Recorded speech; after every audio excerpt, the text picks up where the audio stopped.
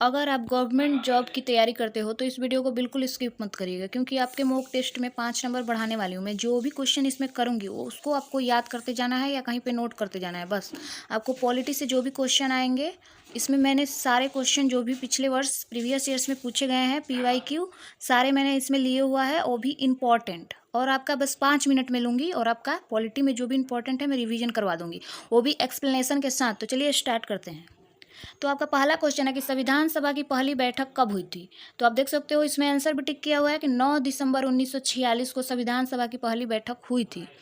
इसका एक्सप्लेनेशन आप साइड में यहाँ पे देख सकते हो कि संविधान सभा की प्रथम बैठक 9 दिसंबर 1946 को नई दिल्ली के सेंट्रल हाउस में हुई थी। सभा के सबसे बुजुर्ग सदस्य कौन थे? डॉक्टर सच्चिदानंद सिन्हा। एक क्वेश्चन से मैं आपको 5 क्वेश्चन इसमें करवाने वाली हूँ, तो एक्सप्लेनेशन भी काफ़ी अच्छा है, तो आप ये खुद से भी पढ़ सकते हो। अगर इसका नोट्स चाहिए तो आप कमेंट करिएगा, मैं नोट्स भी आपका ये प्रोवाइड करा दूँगी। तो आप देख सकते हो जो कि अस्थायी सदस्य थे, कौन? डॉक्टर सच्चिदानंद सिन्हा। इसके ठीक 2 दिन बाद 11 दिसंबर 1946 को डॉक्टर राजेंद्र प्रसाद को क्या बनाया गया? अस्थायी अध्यक्ष निर्वाचित किया गया। ये काफ़ी इंपॉर्टेंट क्वेश्चन है, कितनी बार एग्जाम में आ चुका है कि जो संविधान सभा के अस्थायी अध्यक्ष हैं वो कौन थे? तो डॉक्टर सच्चिदानंद सिन्हा। और अस्थायी अध्यक्ष कौन थे? तो डॉक्टर राजेंद्र प्रसाद। और मैंने आपका जो क्वेश्चन करवाया था कि संविधान सभा की प्रथम बैठक कब हुई थी, तो 9 दिसंबर 1946 को।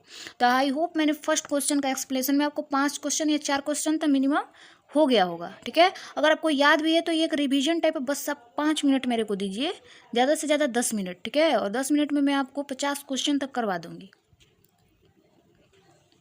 उसके बाद दूसरा क्वेश्चन देखते हैं कि अस्पृश्यता मतलब इनटचेबिलिटी का अंत कब हुआ था। तो अनुच्छेद कौन सा? अनुच्छेद 17 में अस्पृश्यता का अंत हुआ था। इसका एक्सप्लेनेशन आप देख सकते हो कि संविधान के भाग 3 में क्या है? मौलिक अधिकार। इसमें अनुच्छेद 17 में है इनटचेबिलिटी के बारे में बताया गया है। इसमें दिया गया है कि इनटचेबिलिटी से उपजी किसी भी अयोग्यता को लागू करना एवं दंडनीय क्या है? अपराध है। ठीक है, तो इसमें ज़्यादा एक्सप्लेनेशन नहीं है, तो अगले क्वेश्चन की तरफ हम लोग बढ़ते हैं। तीसरा क्वेश्चन देखते हैं।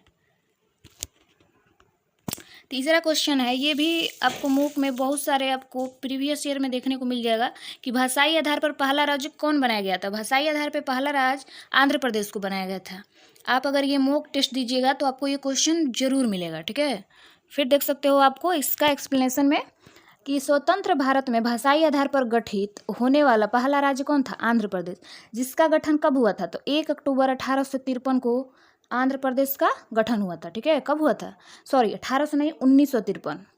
उसके बाद देख सकते हो कि आंध्र प्रदेश की भाषा है क्या? तेलुगु। भाषियों के लिए पृथक राज्य की मांग करते हुए गांधीवादी स्वतंत्रता सेनानी पोटी श्री रामुलु के 56 दिन के आमरण अनशन के बाद निधन होने के सरकार को विवश होकर इसका गठन किया गया था। ठीक है, आप इसका एक्सप्लेनेशन भी देख सकते हो कि इनको अनशन पे बैठना पड़ा था, तब ये राज्य का गठन हुआ था। कब हुआ था? तो 1953 में। ठीक है, और भाषाई आधार पर पहला ये राज्य है जिसका गठन हुआ था। तो ये क्लियर आपको हो गया होगा तीसरा क्वेश्चन। चलिए आगे बढ़ते हैं। आप देख सकते हो चौथा क्वेश्चन, मौलिक अधिकारों का स्रोत। तो मौलिक अधिकारों का स्रोत किस देश से लिया गया है? तो USA, संयुक्त राज्य अमेरिका से, USA से क्या लिया गया? मौलिक अधिकार। ये आपको पता होगा। इसका एक्सप्लेनेशन देख लेते हैं। संविधान सभा के भाग 3 अनुच्छेद 12 से 35 में, भाग 3 कहाँ से कहाँ तक है? तो 12 से 35 तक। उसमें आप देख सकते हो कि संयुक्त राज्य अमेरिका से क्या लिया गया है? आपका मौलिक अधिकार। उसके बाद देख सकते हो कि ये मौलिक अधिकारों को क्या कहा जाता है? भारतीय संविधान का मैग्ना कार्टा। ये काफ़ी इंपॉर्टेंट क्वेश्चन है, बार बार आता है आपके एग्जाम में भी। आप कोई भी मॉक टेस्ट, कोई भी टेस्ट क्यूज वगैरह लगा के देख लीजिएगा, ये सारे क्वेश्चन आए हुए हैं और काफ़ी इंपॉर्टेंट है। पूछ देगा कि भारतीय संविधान का मैग्ना कार्टा किसको कहते हैं? तो किसको? मौलिक अधिकार को। मौलिक अधिकार किस अनुच्छेद से किस अनुच्छेद में? अनुच्छेद 12 से 35। उसके बाद देख लेते हैं संपत्ति का अधिकार। तो आप देख सकते हो कि किस संविधान संशोधन द्वारा संपत्ति के अधिकार को मौलिक अधिकारों की सूची से बाहर कर दिया गया है? तो 44वां संविधान संशोधन। ये भी आपका बहुत इंपॉर्टेंट क्वेश्चन है। तो आप देख सकते हो इसका एक्सप्लेनेशन कि प्रारंभ में भारतीय संविधान में 7 मौलिक अधिकार हैं। कितने मौलिक अधिकार हैं? तो 7। फिर करें परंतु 44वें संविधान संशोधन अधिनियम 1978 द्वारा किसको हटाया गया था? तो संपत्ति के अधिकार को मौलिक अधिकारों की सूची से बाहर कर दिया गया। तो अब कितने बचे? 6। अब देख सकते हो आप कि वर्तमान में यह अधिकार किसमें निहित है? तो संविधान के भाग 12 में अनुच्छेद 301 के तहत मात्र ये विधिक और कानूनी अधिकार के रूप में स्थापित है। तो किसको विधिक या कानूनी अधिकार के रूप में स्थापित किया गया है? तो संपत्ति के अधिकार को। और आप देख सकते हो अनुच्छेद 301 के तहत। ठीक है, तो आई होप आप ये वाला क्वेश्चन आपको क्लियर हो गया होगा। तो चलिए आगे बढ़ते हैं। अब 6 नंबर क्वेश्चन देख सकते हैं कि राष्ट्रपति की शपथ। तो भारत के राष्ट्रपति को उनके पद की शपथ कौन दिलाता है? तो भारत के मुख्य न्यायाधीश। इसमें भी बहुत लोग कंफ्यूज होते हैं।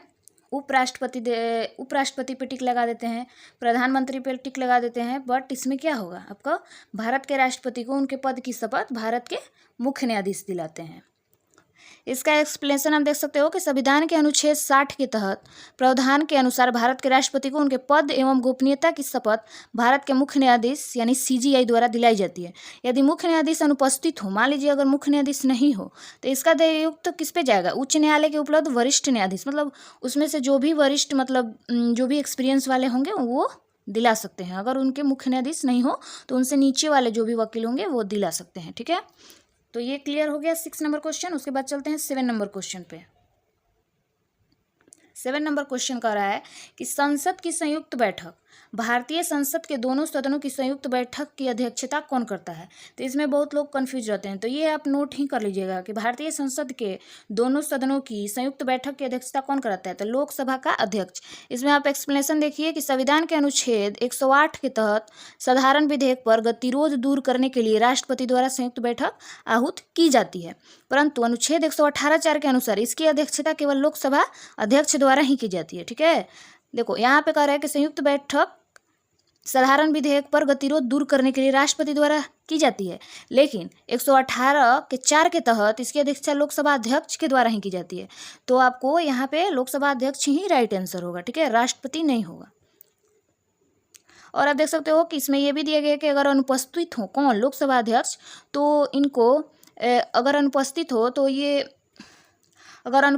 तो इनकी संयुक्त बैठक की अध्यक्षता कौन कर सकता है? तो राज्यसभा। राज्यसभा के उपसभापति के पीठासीन अधिकारी कर सकते हैं।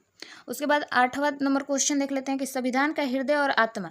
तो डॉक्टर BR अम्बेडकर ने किस संविधान को संविधान का हृदय और आत्मा कहा था? तो ये भी काफ़ी इंपॉर्टेंट क्वेश्चन है। तो इसमें संवैधानिक उपचारों का अधिकार को डॉक्टर BR अम्बेडकर ने संविधान का हृदय और आत्मा कहा था। तो इसका एक्सप्लेनेशन देख सकते हो कि डॉक्टर भीमराव अम्बेडकर ने अनुच्छेद 32 संवैधानिक उपचारों का अधिकार को संविधान का सबसे महत्वपूर्ण भाग मानते हुए इसे संविधान का हृदय और आत्मा कहा था। यह नागरिकों को मौलिक अधिकारों के उल्लंघन पर सीधे सर्वोच्च न्यायालय, अगर मान लीजिए आपको 6 मौलिक अधिकार दिए गए हैं, अगर आपको कोई भी स्वतंत्रता नहीं मिलती है तो आप कहाँ जा सकते हो? तो सर्वोच्च न्यायालय। ठीक है, तो यही ये संवैधानिक उपचारों का अधिकार है, इसीलिए डॉक्टर BR अम्बेडकर ने इसको संविधान का हृदय और आत्मा कहा है, क्योंकि आपको स्वतंत्र रहने के लिए आपको जो भी मौलिक अधिकार हैं वो आपको मिलने चाहिए। अगर वो नहीं मिल रहे हैं तो आप सर्वोच्च न्यायालय जा सकते हो। उसके बाद देख लेते हैं अगला क्वेश्चन 9 नंबर, पंचायती राज संवैधानिक दर्जा। तो किस संविधान संशोधन द्वारा पंचायती राज व्यवस्था को संवैधानिक दर्जा प्रदान किया गया है? तो ये भी काफ़ी इंपॉर्टेंट क्वेश्चन है। 73वां संविधान संशोधन, इसका एक्सप्लेनेशन देख सकते हो। 73वां संविधान संशोधन अधिनियम कब दिया गया था? तो 1992 में के माध्यम से भारत में पंचायती राज संस्थानों को संवैधानिक मान्यता दी गई है। इसके तहत संविधान के भाग 9 तथा 11वीं अनुसूची जोड़ी गई है। ठीक है, किसके तहत? 73वें संविधान संशोधन 1992 के तहत भाग 9 और 11वीं अनुसूची जोड़ी गई है, जिसमें पंचायतों को सौंपे जाने वाले कुल 29 विषय हैं। कितने विषय हैं? 29 विषय। इसमें इस क्वेश्चन से आपको 5-6 क्वेश्चन मिल रहे हैं। ठीक है, इसमें यह भी पूछा जाता है कि कितने विषय थे, तो इसमें आपको 29 विषय थे। ठीक है, यह कानून 24 अप्रैल 1993 से प्रभावी हुआ। यह भी पूछा जाता है कि 73वां संविधान संशोधन 1992 कब प्रभावी हुआ? तो 24 अप्रैल 1993। और 73वां संविधान संशोधन कब लागू हुआ था? 1992। और इसके माध्यम से भारत में पंचायती राज संस्थानों को संवैधानिक मान्यता दी गई है। इसमें आपको 5-6 क्वेश्चन आंसर और क्वेश्चन मिले हैं, तो काफ़ी इंपॉर्टेंट है, उसको नोट कर लीजिएगा कहीं पे। उसके बाद देख लेते हैं 10वां क्वेश्चन। उसके बाद देख लेते हैं लास्ट क्वेश्चन और 10वां क्वेश्चन। ठीक है, इसमें मैंने 10 ही क्वेश्चन रखा है। अगर आपको ये वीडियो अच्छा लगेगा तो मैं आपको इसमें और 10 क्वेश्चन ऐड करके अगला वीडियो इससे आगे बनाऊंगी 11 से लेकर 20 तक। तो कंटिन्यू करने के लिए कमेंट कर देना अगर आपको ये सीरीज अच्छा लगे तो। चलिए 10वां क्वेश्चन देख लेते हैं। तो इसमें वित्तीय आपात के बारे में दिया गया है कि भारत में वित्तीय आपातकाल घोषित करने के प्रावधान किस अनुच्छेद में है। तो ये भी काफ़ी इंपॉर्टेंट है, अनुच्छेद 360। इसका देख लेते हैं एक्सप्लेनेशन। तो भारतीय संविधान के भाग 18 के तहत आपातकालीन उपबंध के तहत अनुच्छेद 360 राष्ट्रपति को वित्तीय आपातकाल लगाने की शक्ति देता है। तो आपको ये डायरेक्ट क्वेश्चन पूछा जाता है कि वित्तीय आपातकाल कौन लगाता है, तो राष्ट्रपति, और किस अनुच्छेद के तहत, तो 360 के तहत। तो ये एक भी बार अभी तक नहीं लगा है और अच्छा रहे कि लगे भी नहीं, ठीक है। यह आपातकाल तब लगाया जाता है जब देश का वित्तीय स्थायित्व संकट में हो। भारत के इतिहास में अभी तक एक भी बार वित्तीय आपातकाल घोषित नहीं किया गया है, ठीक है। तो ये 360 में है और राष्ट्रपति शासन जो होता है 356 में होता है, और ये वित्तीय आपातकाल 360 में। तो आपको आई होप सारा क्वेश्चन का आंसर एक्सप्लेनेशन समझ में आया हो। अगर आया हो तो एक लाइक कर दीजिएगा। और ऐसे ही देखिए, आपको यहाँ पे मैंने शो कर दिया 10 अत्यंत महत्वपूर्ण। तो ये सारे महत्वपूर्ण थे और एक्सप्लेनेशन के साथ थे, और हिंदी में भी है, और इंग्लिश में तो मैं नहीं ले पाई हूँ, हिंदी में ही है। तो आपको हिंदी में अच्छे से समझ में आया होगा। अगर आपको हिंदी इंग्लिश दोनों में चाहिए तो आप कमेंट करिएगा। तो आई होप आपको वीडियो पसंद आया हो। तो वीडियो को एक लाइक एंड चैनल को सब्सक्राइब कर देना। Thank you.